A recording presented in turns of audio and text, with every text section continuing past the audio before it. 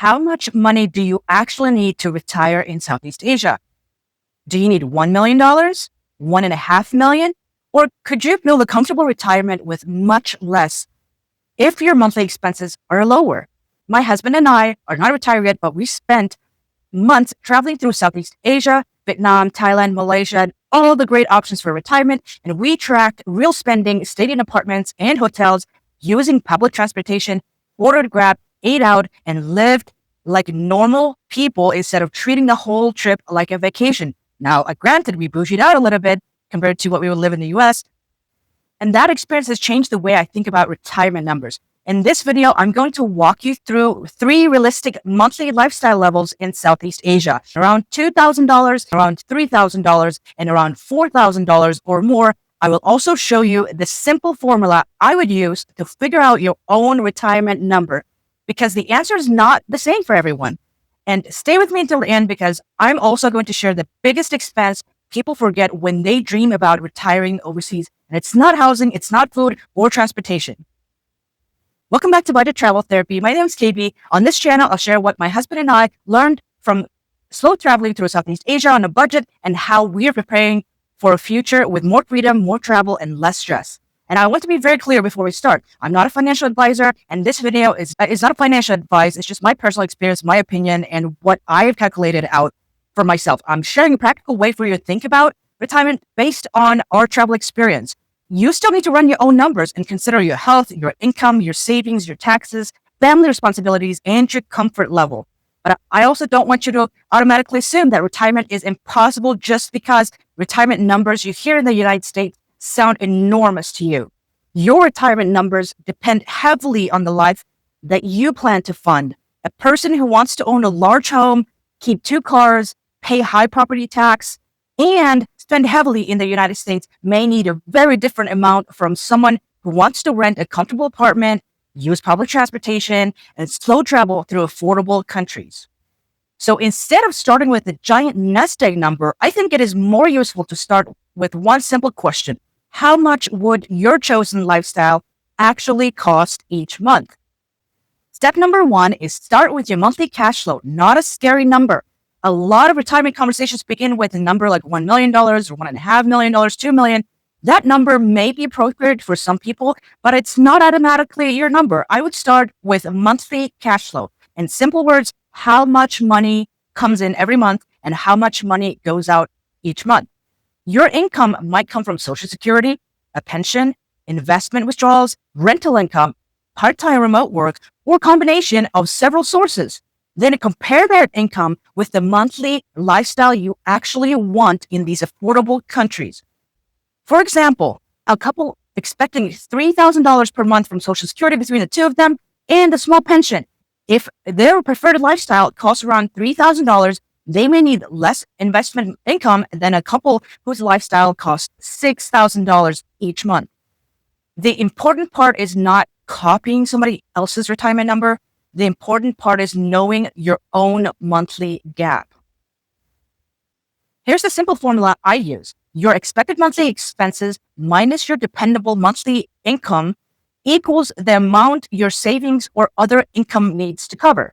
That one calculation makes retirement feel much less mysterious. The Social Security Administration allows you to check your own estimated benefit at different claiming ages throughout your Social Security account. That is much more useful than building a plan around an average number you heard online. You can just log into your Social Security account and get this number depending on what age you plan on withdrawing it. Once you know your expected income, then you can start testing what kind of lifestyle it could support. Let us start with $2,000 level. My husband and I were able to slow travel through Southeast Asia on roughly $2,000 per month on an average month during our time there. That number covered both of us, but I want to add an important warning. Our experience was a slow travel, and not a permanent retirement. We have been testing this lifestyle to gather data to see if we even like it and also how much it would actually cost. So we're flexible. We watched our spending, but we wanted to live the quality of life that we wanted to live. We chose affordable accommodations with splurges here and there. We moved between these top retirement destinations in Southeast Asia every few months or so, which means our Spending changed from place to place, but on average, whether minus or plus a few hundreds, $2,000 a month is what we spend in Southeast Asia on an average month in any given country. Some countries were more, some countries are less. If you want to look at our spending or budget in Vietnam, Da Nang, Vietnam, or Bangkok, Thailand, some of these hotspots for retirement travelers, go check out my other videos up there, and I'll link them in here. But $2,000 a month can be very realistic in some parts of Southeast Asia, especially in places like Vietnam, some parts of Thailand, Kuala Lumpur, many different places in Southeast Asia like Cambodia, Laos. These are all affordable countries, and for two people, you're living a nice expat lifestyle on $2,000 a month. You may need to choose a smaller apartment, live outside the most expensive neighborhood, or eat majority of the time local food with splurges here and there, use public transportation, and limit frequent flights and imported products and luxury hotels. But you can live in a budget hotel. That's what we did in some places. We also tested out monthly rentals and condos and apartments in different places. For single person, $2,000 can offer more breathing room than it does for a couple. For a couple, it may still work, but you need to pay attention to your housing and healthcare and your flight costs and some of your travel expenses. This is the level where I would not want to guess. I would do a trial run and track every dollar. During our trip, I used travel spend to record what we paid for hotels, food, transportation, coffee, laundry, and everyday expenses. That gave me evidence and data instead of fantasy numbers. My honest opinion is that $2,000 can create a very good quality of life in the right place for the right person or couple. But I would not call it unlimited or carefree. It's a thoughtful budget. It's a reasonable budget. If that's all you got to work with, and you don't want to put more time and effort to earn some kind of side hustle or extra income, then $2,000 is still doable. And there's nothing wrong with that. A simple life can still be a beautiful one, and you would get much higher quality of life in Southeast Asia than in the United States. Now, the next budget level is where I think many American retirees would begin to feel much more comfortable. It would give you flexibility without automatically turning retirement into luxury spending. Budget level 2 is about $3,000 per month. About $3,000 per month, your choices usually open up. You have a little bit more freedom, a lot more choices, and flexibility in your spending. You may be able to rent a nicer apartment in a convenient neighborhood, much better, higher-end amenities, eat out more often in Western establishments, use Grab when you don't feel like taking public transportation, and enjoy massages and activities pretty much, on a regular basis, and travel between cities without worrying about every small expense. This is also the budget level where places like Bangkok, Hua Hin, Chiang Mai, Kuala Lumpur, and Da Nang may become more realistic depending on neighborhood and the type of housing you choose. $3,000 doesn't mean you can ignore your budget, but it will give you enough room to enjoy the lifestyle you want instead of constantly calculating and tracking your numbers. Whether you can afford one more coffee or one more ride, you have a lot more flexibility at this point. Even as a single person, that's plenty. And if you're a couple, that is still very nice lifestyle. And you can probably get 5x the value you would spend for the same amount in the US. For a couple, I personally see $3,000 as a strong planning number for a comfortable but still value-conscious lifestyle in many parts of Southeast Asia. You might spend less in Vietnam, for example, and more on an island in Thailand, for example. You might find a great long-term apartment deal, or you might choose hotels and pay for more flexibility and services and consistency. This is why I don't believe in one universal Southeast Asia budget. Bangkok is not Chiang Mai, and Kuala Lumpur is not small Malaysian city, or Penang. Koh Samui is not Da Nang, and your location and your housing choices can completely change the answer. But if someone asked me for one practical number to begin researching as a couple, I would probably tell them to test out $3,000 per month plan and then adjust it based on their lifestyle. That gives you a starting point without pretending that everybody lives the same. By the way, If this video is helping you think about retirement in a more practical and a hopeful way, please hit that and subscribe button. I make videos for Americans who want to retire, semi-retire, or slow travel the world without feeling like they need unlimited budget or millions of dollars. And when you like and subscribe, it tells YouTube that this information should be shown to more people who are planning the same kind of freedom in their future. I would really appreciate your support.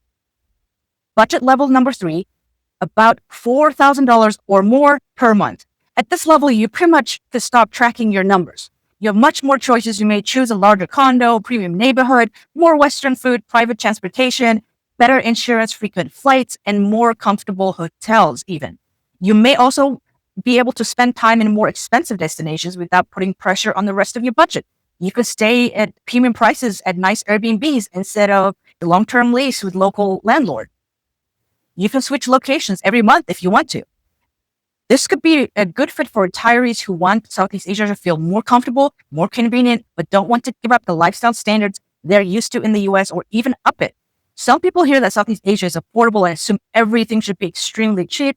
But if you want imported groceries, luxury condos, and regular international flights, private healthcare, and high-end restaurants, you can absolutely spend $4,000 or $5,000 or much more. The sky is your limit as far as spending, but at $4,000 a month, a couple can live very comfortable in Southeast Asia, pretty much anywhere in that region.